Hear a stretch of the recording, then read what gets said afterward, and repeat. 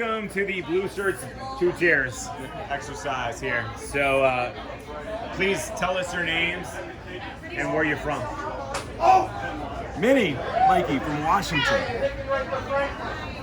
I'm Emily Trooper from Washington.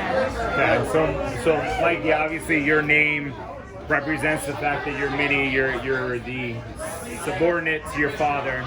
Trooper, where's that name come from? Because I'm married to him and I put up with him. You put, oh, well, all right, well, that's fair. That's fair. Well deserved, okay. So tell us something about you individually that the Blue Shirt family should know about you. Me?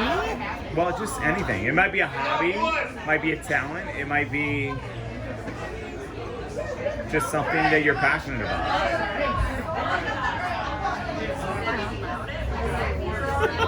I told you not to put me on camera. Mikey said you're a natural.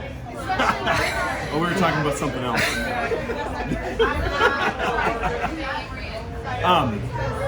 I think for us, one of the big things that is important to us that I think everybody knows is actually how significant this overall event is to our family. When I think of the Oktoberfest thing, I started knowing about Oktoberfest when I was just a little kid because my dad's been doing it since before I was born. And I remember the Blue Shirts coming to the house and hanging out and being part of it. And then to grow into it, and to be part of it, and to then bring my family into it is a really big deal for me. And it's something that we really take a lot of pride in. It's something that we really enjoy. It's the people and the good times coming here and outside of here that I think it really, it makes it for us. It's why we come back. It's why we do it. It's why I help put it together. Yeah. What about you, Emily? What is it for you? What does the Blue Shirts mean to you? Friends, family, fun. I don't know. I like long walks on the beach. Long walks on the beach. This is not your dating video, but very close. So, all right. So, what would you say that your most memorable moment for Oktoberfest was? You have a lot. I think for me, some of the most memorable moments, riding the luggage carts into the pool. I did that for a few years. The year that I overserved myself, and everybody put me to bed, and then I was in bed, and everybody came in and messed with me. And I remember waking up and getting up, and in my mind, I had immediately got up and run to the door to chase them. But it must not have quite been that fast, because when I got to the door, there was a table with a gumball machine and a water cooler and everything on it in front of the door. And I opened the door and I grabbed the table and I shoved it. And as it fell, the gumball machine shattered or whatever. The water cooler broke and water was going over down the hallway. And I was just like, shut the door and lock it. Chewy can figure it out on his own. And then the following year, all the water coolers were gone. But I found one. In the workout room. Yeah, it's in the gym. And so I picked it up, I drug it out of the gym, and I was like, those bastards, they took all the water coolers. And I put it in my room and I plugged it in. And the next morning, wake up and I'm like, I reach over from my bed and without skipping a beat, Chewy, is that the water cooler? Yep. Dude, hit me up. Hand him a glass and go. And so it's these things, right? It's just these random things that happen.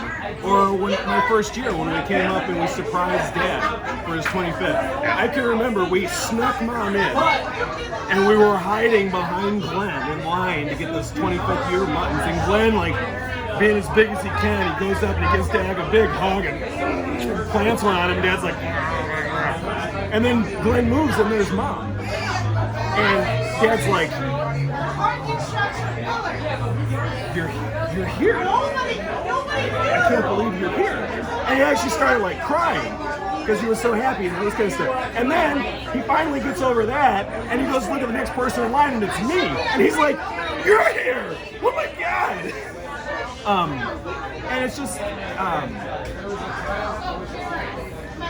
these are a couple examples, but it's the moments that that really sit with you, where you have those personal connections and you have those fun moments, and you just you fuck around and you do something hilarious that you don't get away with in normal life, you know. And that's, I don't know, those are some of my favorite memories. God, same question, Emily. I know Mike had a lot there. But what about you? What's the question? What's your favorite memory? What's your favorite? I just love when all the blue shirts are together and hanging out and having fun or singing and dancing. I like when John busts out and moves. That's always fun. Mike does too. It's And we okay. take over the festival. I like that too. Okay. Fun to be together and have a weekend where you're not worried about anything about except each other. Yeah, that's pretty awesome. I like when you're at the right phase of drunk that you become mischievous and you try to get other people to do things. That is pretty awesome. That is pretty awesome. I don't know I what mean, you're and talking sometimes you'll even be like, It's like a little sinister, like Mr. Burns. about. Me? yeah, you. Okay, so let's flip this to either favorite Stubby or favorite JB. I'd actually like to see both. Favorite Stubby memory, favorite JB memory. Whether it's a story, whether it's a joke, whatever it may be. With Stubby, I just think of him with all his buttons and singing Godzilla. I don't know. Godzilla banging on the table. Godzilla. Yeah. Boom. Yes. Blue Oyster Cult. That's JB is just the chicken joke and the bionic man and just always, you know, making sure everyone's having a good time. right. It's My got favorite- a lot of responsibilities now. My favorite Stubby one is it's actually not from Fest. It's from a Spring Fest when we were in Florida, and we went to Disney World for a night, I think, or a couple nights, and we went to the Grand Polynesian for dinner, and we're rolling through the buffet, and out of nowhere you hear Stubby! Stubby, is that you? Oh my God, Stubby! And this girl comes up out of nowhere and just gives Stubby a big hug. And of course, Patty's there. But Stubby's like, oh my God, I can't. It's been so funny.